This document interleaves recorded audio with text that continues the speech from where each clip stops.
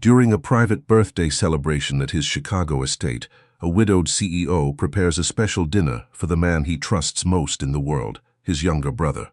While he steps away to take a call, a small, hungry boy who had slipped through the garden fence tugs his sleeve and whispers, "Sir, your brother just put something in your glass." Acting on pure instinct, he quietly switches the drinks before returning to the table. 2 hours later, everything falls apart. The night had been planned for weeks. Lawrence Aldrich, 61 years old, owner of 3 commercial real estate firms and one overworked heart, stood at the kitchen window of his Evanston estate and watched the catering staff arrange the dining table on the rear terrace. White linens, 2 tall candles, a bottle of the Barolo he and his brother had opened the last time things between them felt uncomplicated, which was, he realized now, a longer time ago than he would have liked to admit. His brother Desmond was turning 54. Lawrence had insisted on hosting.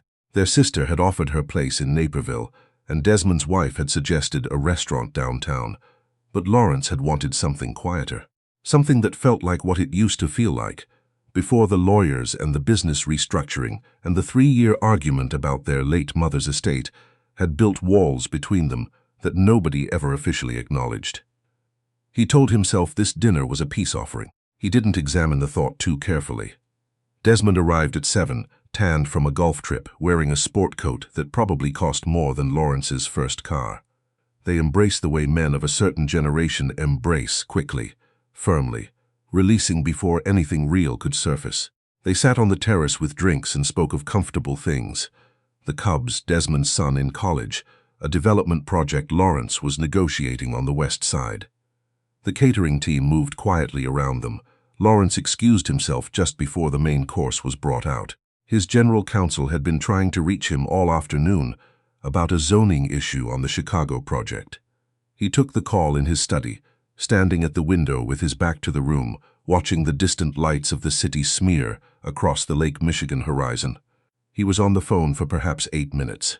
When he turned around, there was a boy in his study. Not a ghost, a real boy, small, maybe 10 or 11, with dark hair plastered to his forehead from the light rain that had started outside. His clothes were the kind that had been washed too many times in too cold water. He wore one sneaker with a fraying lace and one sneaker without any lace at all. He stood very still near the doorway as if prepared to run, his eyes large and watchful. Lawrence lowered his phone. "How did you get in here?" he asked, not unkindly. "Side gate," the boy said. "It was open. I wasn't stealing anything. I didn't say you were." Lawrence studied him. "Are you hungry?" The boy's eyes moved briefly to a dish of mixed nuts on the corner of the desk, then back to Lawrence's face. "I need to tell you something." "All right." "The man out there, the one in the blue jacket." The boy spoke carefully, like someone who had rehearsed this and was afraid of getting it wrong. "I saw him put something in your drink, the tall glass on the right side. He did it when the lady brought the food and everyone was looking at her." Lawrence was quiet for a moment. "What did he put in it?" "I don't know. Something small." From his jacket pocket, he was fast about it. The boy met his eyes directly. "I thought you should know." From somewhere in the house, Lawrence could hear the clink of serving dishes being set down on the terrace table. The sound of his brother laughing softly at something, one of the catering staff said. He looked at the boy for a long moment. His rational mind, the one that had negotiated contracts across 4 decades, the one that did not believe in coincidences or conspiracies, told him this was a street kid who had wandered onto his property and was probably confused about what he'd seen, or making it up for attention. But Lawrence had built everything he owned on the ability to read people, and this boy was not lying. "Stay here," he said quietly. "Don't touch anything. I'll be right back." He walked back onto the terrace with the easy pace of a man who had simply finished a phone call. He paused at the drinks cart near the door, refilling his glass from the Barolo, the glass on the left side of his place setting, which Desmond had not touched. As he carried both glasses back to the table, he set his brother's down first, then placed his own slightly to the right, so that when he finally sat down, the glass that had been at Desmond's right hand was now at his. It was a small movement, unhurried, invisible. Desmond raised his glass. "254, 254, Lawrence agreed. They drank. Dinner passed in the way dinners pass when the 2 people at the table are performing ease rather than feeling it. They talked about their mother. carefully in the past tense, in the safe register of fond memory, rather than the contested one of inheritance. Desmond made a joke about Lawrence's hair going white. Lawrence made one about Desmond's golf handicap. The catering team removed plates and brought dessert, and eventually faded away entirely, leaving the two of them alone on the terrace with the candles burning low and the distant sound of rain on the garden stones. It was around 9:30 when Desmond reached for his water glass and missed it. He caught the edge of the table with his fingertips, steadying himself. "Sorry," he said, blinking. "Long day. You look pale," Lawrence said. "I'm fine." But Desmond's voice had a slightly blurred quality now, like a radio station losing its signal. He pressed 2 fingers to his temple. Actually, Lawrence, I think I might need a minute. We should call someone." "No." The word came out sharper than intended, then, more quietly. "No, I just need some air." But they were already outside, and Desmond was listing slightly in his chair. And Lawrence, watching his younger brother's eyes go glassy with something that had nothing to do with wine, made the call himself. The paramedics arrived in 11 minutes. In the controlled chaos that followed, the lights, the questions, the neighbors appearing at their fences, Lawrence stayed at Desmond's side and answered everything calmly. He mentioned quietly that his brother had consumed something he hadn't. He suggested toxicology. He was very specific about the glass. In the ambulance, holding his brother's hand while an IV was being set, Lawrence thought about the boy. He had gone back to the study immediately after making the call to 911. The boy was still there, sitting on the floor with his back against the bookshelf, eating nuts from the dish with the focused concentration of someone who hadn't eaten in a while. "What's your name?" Lawrence had asked. "Owen. Owen, I believe you. What you told me. I believe you. I need you to stay until the police arrive." "Can you do that?" Owen had looked at him with those watchful eyes. "Will they take me somewhere? Not if I can help it. Do you have anyone? Family, a shelter? There's a place on Maple. They let me in sometimes." Lawrence had called his housekeeper, Mrs.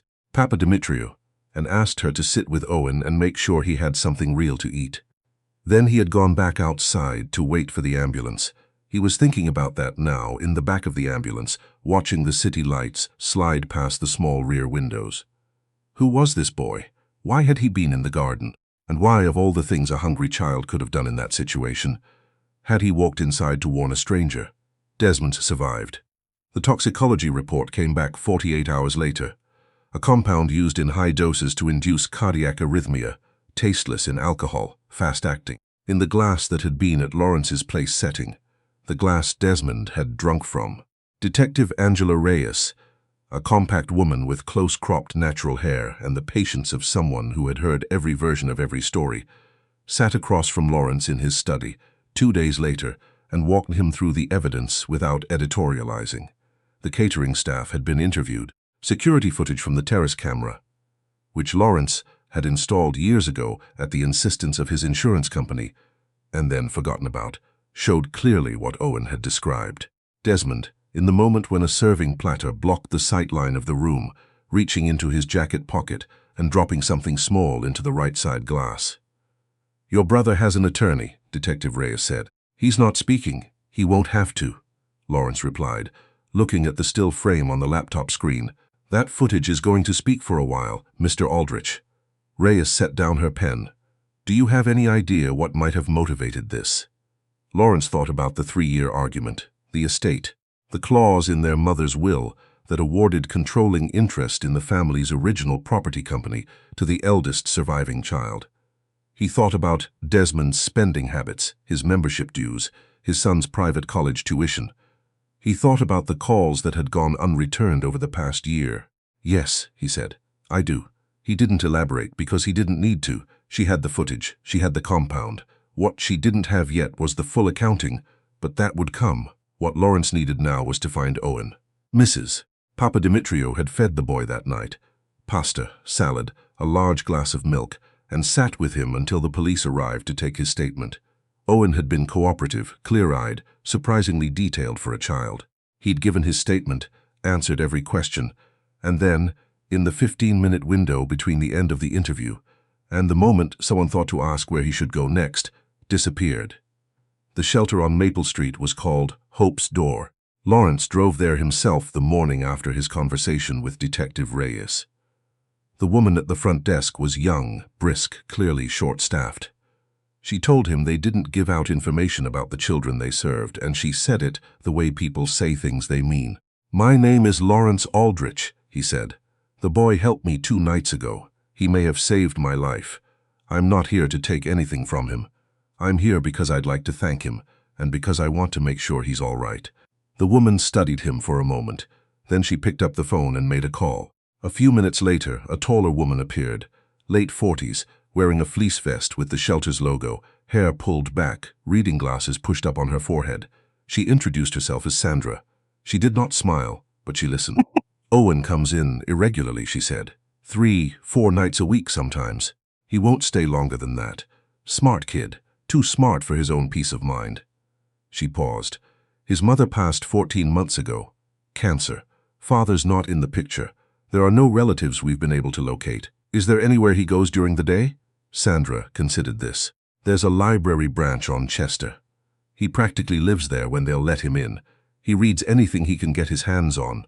The librarians know him." She looked at Lawrence steadily. "Whatever your intentions are, be honest with him.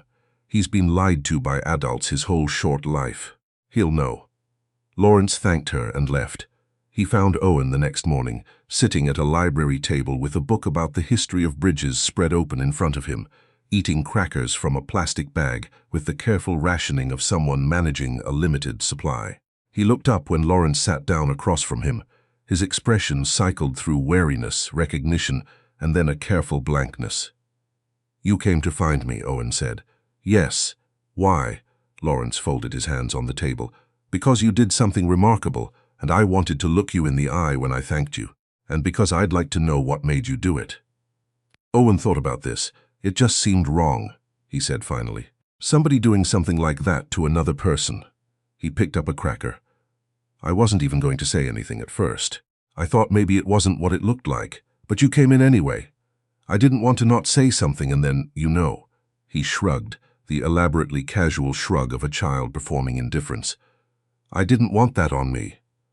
Lawrence was quiet for a moment. "Owen, I owe you more than a thank you. I'd like to help you if you'll let me." The boy's eyes sharpened. "Help me how?" "A safe place to stay, regular meals, school, a real room." Lawrence paused. "No strings, no conditions beyond letting the police know you'll remain available as a witness." "I already talked to the police. I know. You might need to again." Owen looked at the book of bridges. He looked at his crackers. He looked out the window at the gray March sky over Chester Avenue. "You don't know me," he said. "No," Lawrence agreed, "but I'd like to." They talked for an hour. Lawrence bought Owen lunch at the sandwich counter near the library entrance.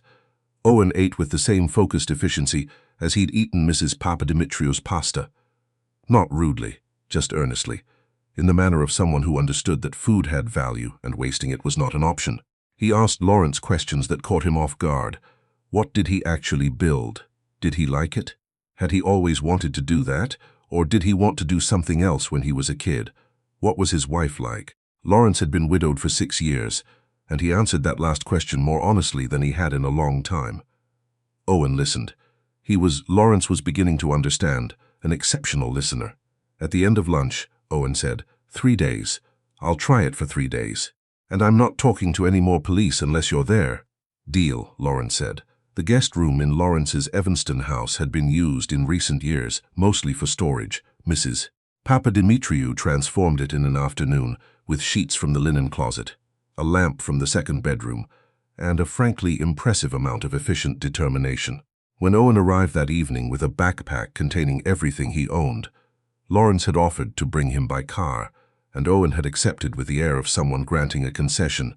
He stood in the doorway of the room and was quiet for a long time. "Is it okay?" Lawrence asked. "It's a lot," Owen said, which was not the same as okay, but was not a refusal either. He stayed. The 3 days became a week. Detective Reyes returned twice for follow-up questions, and Owen answered everything with the same steady precision he'd shown at the beginning. He was a better witness than most adults Reyes had worked with. She told Lawrence this in a low voice in the hallway, while Owen watched a documentary about ocean engineering in the living room. Lawrence said he wasn't surprised. The case against Desmond progressed with the blunt inevitability of substantial evidence. The compound had been purchased, traced eventually, through a chain of transactions that Desmond's lawyer would spend the next year trying to make seem ambiguous. The motive, once fully articulated, amounted to this. Their mother's estate had been structured so that if Lawrence died without a will of his own, controlling interest in the original firm would revert to Desmond. Lawrence had a will as it happened, and it left nothing to his brother, but Desmond had either not known this or not believed it. Either way, the logic of his plan had been flawed from the beginning, which Lawrence found, in his calmer moments, almost sad. He visited Desmond once, in the county facility where he was being held pending trial. Desmond looked diminished in the way that certain kinds of people look diminished when the external apparatus of their confidence, the sport coat, the tan, the membership at the right clubs, is removed. They sat across from each other at a narrow table. "I want to understand," Lawrence said. "Not to forgive, just to understand." Desmond looked at the table. "I was in debt," he said, "more than you knew, more than anyone knew." He paused. "I kept thinking you'd help me if I asked, and I kept not asking, and then it became something else. You could have called me." "I know." There was nothing more to say after that, so Lawrence nothing more.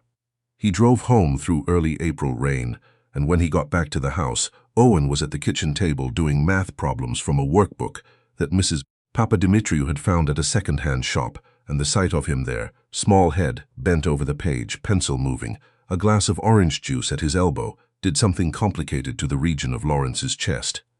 "How'd it go?" Owen asked without looking up. "Fine," Lawrence said. "Hard." He set his keys on the counter. "Are you hungry?" Mrs. P made soup. "Good." Lawrence sat down at the other end of the table. "What are you working on?" "Fractions." Owen held up the workbook with an expression of profound injustice. "Why? Because fractions are in everything," Lawrence said. "Engineering, construction, cooking. You could just use a calculator. Until you can't." Lawrence pulled the workbook toward him and looked at the problem. "Here, think of it like splitting a foundation pour." Owen looked skeptical, then curious, then, reluctantly, engaged.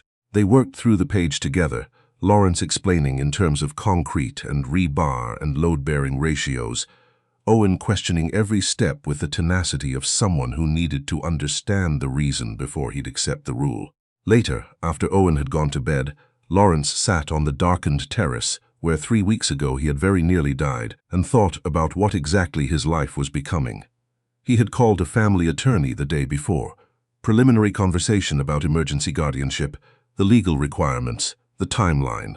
The attorney had been professional and cautious and had asked Lawrence several times, in different ways, whether he was certain about what he was doing. Lawrence had said yes each time, and each time had been more certain than the last.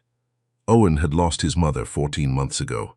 He was 11 years old. He had been navigating the city alone, sleeping in a shelter 4 nights a week, eating crackers in a library, and somewhere in between all of that, he had taken the time to walk through a stranger's open gate and say something true, because it seemed wrong not to. Lawrence had built an empire out of nothing by making correct decisions under pressure. He recognized one now. The guardianship hearing was set for a Thursday in May. Owen wore a button-down shirt that Lawrence had bought for him, and that was only slightly too long in the sleeves. He sat beside Lawrence in the judge's chambers, with the posture of someone who had been told to sit up straight and was genuinely trying. The judge was a careful man, thorough in his questions, who had a way of going very quiet before speaking that made the silences feel intentional. He spoke to Owen directly for several minutes without Lawrence present. When Lawrence was invited back into the room, the judge reviewed his papers and then looked at both of them over his glasses. "This is an unusual circumstance," he said, "but the term unusual doesn't preclude appropriate. Mr. Aldrich, you understand the weight of what you're taking on." "I do," Lawrence said. "And Owen." The judge turned to the boy. "You've had a chance to think about this. You understand this means you'd be living with Mr. Aldrich permanently, attending school, following the rules of a household. Is that something you want?" Owen was quiet for a moment. Then he said, "He explained fractions to me using concrete." The judge blinked. "I beg your pardon?" "He could have just told me to memorize the steps. Most people do that." He explained why it works. Owen looked at Lawrence briefly, then back at the judge. I think that matters. The judge looked at Lawrence for a moment, then wrote something on his papers. Temporary guardianship is granted. We'll reconvene in 60 days for review. Outside on the courthouse step, Lawrence stood in the May sunshine and breathed. Owen stood beside him, tugging at his too long sleeves. So what happens now? Now you start school on Monday, and we figure out the rest as we go. Owen nodded. He did not smile because he was not, Lawrence was learning, a child who smiled easily or cheaply.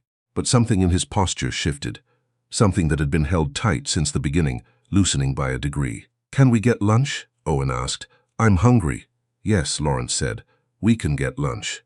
The 60 days passed, then the months. The adoption process moved through its stages the way such things do. Not quickly, not gracefully, but with a kind of accumulated forward momentum that made each small approval feel like a stone being added to something solid. Owen started at Jefferson Middle School in September. He was placed, after testing, in a cohort for advanced readers with supplemental math support, a combination that he accepted without comment and executed with quiet intensity. His teachers described him as focused, observant, occasionally startling. His history teacher sent Lawrence an email in October about an essay Owen had written on the construction of the Panama Canal, which had included, unprompted, 3 original diagrams and a sourced appendix. Lawrence kept the email.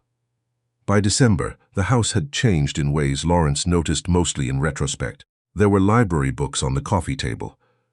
There were 2 different kinds of cereal in the cabinet, because Owen preferred one and Lawrence preferred another, and this had seemed, to both of them, like a reasonable arrangement. There was a project on the dining room table, a scale model of a suspension bridge. Owen was building from a kit and modifying, he explained, because the original design had load distribution problems. Lawrence had hired a structural engineer colleague to come by for dinner one evening, purely because the man had once designed a bridge over the Chicago River, and the resulting 3-hour conversation at the dining table had been one of the best evenings Lawrence had had in years. The adoption was finalized on a Wednesday in February, in the same judge's chambers, with the same careful man presiding. When it was done, Lawrence and Owen walked out of the courthouse into thin winter sunlight, and Owen reached up without announcement and took Lawrence's hand. Not the way a young child takes a hand, clinging and reflexive, but the way someone does when they've decided to, deliberately. They walked to Lawrence's car like that. Dad, Owen said, testing it. Yeah, Lawrence said, just making sure it still sounds right. Does it? Owen thought about this with genuine seriousness. Yeah, he said. It does. Spring came back to Evanston, and with it the cherry trees along the lakeshore path that Lawrence had been walking every Sunday morning for 20 years. Owen started coming with him, first out of what appeared to be polite obligation, then out of habit, then, Lawrence suspected, out of genuine preference, though Owen would probably not have described it that way himself. On a Sunday in April, 1 full year after the night, Owen had walked through an open gate and changed both their lives. They stopped at the bakery on Lakeview for coffee and, for Owen, a cinnamon roll the size of a small helmet. They took their usual table by the window. A girl came in with her mother, maybe 8 years old, wearing a coat that was too thin for the weather and shoes that were badly worn at the heels. The mother spoke to the woman at the counter in a low voice. Lawrence watched Owen watch them. The mother was counting change. Owen looked at Lawrence. Lawrence gave a small nod. Owen got up, went to the counter, and said something to the cashier. Lawrence couldn't hear it, but he watched the cashier look at the mother, and then at Owen, and then nod. Owen came back to the table and sat down and picked up his cinnamon roll. What did you do? Lawrence asked. Covered it, Owen said. Whatever they ordered. Anonymous, obviously. Lawrence looked out the window. The cherry blossoms were just beginning to open on the trees along the sidewalk, pale and preliminary, the whole season still ahead of them. You know, he said, we could do more of that, systematically. Through the foundation, we've been talking about an outreach program for kids transitioning out of shelter situations. Owen had been following the foundation's work since October, when Lawrence had first brought him to a board meeting as an observer, and Owen had subsequently produced, unprompted, a 4-page written critique of the intake process for unaccompanied minors that had been circulated, with Owen's permission, to the entire staff. The intake part is still broken, Owen said. Kids leave because it feels institutional. It needs to feel like someone actually sees them. What would you change? Owen looked out at the blossoms. He had the expression he got when he was working through something that mattered. The first thing that happened when I walked into your house, he said slowly, wasn't paperwork. It was Mrs. P asking me what I actually wanted to eat. He paused. That sounds small, but it wasn't. Lawrence understood. They sat with that for a while, the coffee cooling, the city moving past the window, the girl in the thin coat eating something warm at the counter with her mother, not knowing and not needing to know who had made that possible. Dad, Owen said eventually. Yeah, the bridge model is finished. I want you to look at it tonight and tell me what you really think. Not the nice version. I'll tell you what I really think, Lawrence said. Good. Owen finished the last of his cinnamon roll with the quiet satisfaction of someone who had long ago learned not to take good things for granted and was still, slowly, learning that it was all right to.